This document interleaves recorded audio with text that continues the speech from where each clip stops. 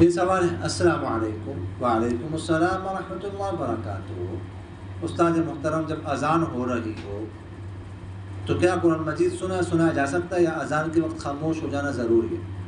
اگر خاموش ہو جانا ضروری ہے تو دلیل حدیث مبارکہ سے رہنمائی فرماتے.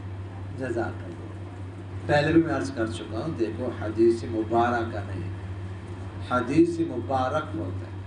وہ تو احادیث مبارکہ جب جمع ہو تو پھر مبارکہ لائیں.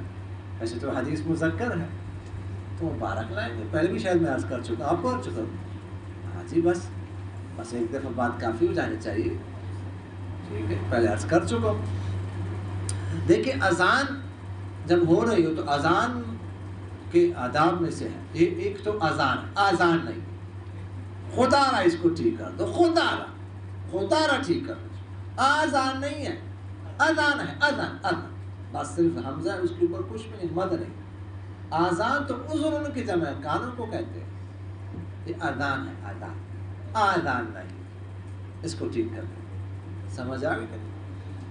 تو اذان جب ہو رہی ہو تو اذان کا ادب یہ ہے کہ قرآن پاک کو بند کیا جائے، نہ پڑھا جائے نہ سنا جائے. باقی خاموش ہو جانا ضروری نہیں ہے، پڑھ سکتے، سن بھی سکتے، ساتھ اذان کا جواب بھی دے. لیکن اذان کا ادب یہ ہے کہ اس وقت خاموش ہو جانا چاہیے. سمجھ آ رہا ہے؟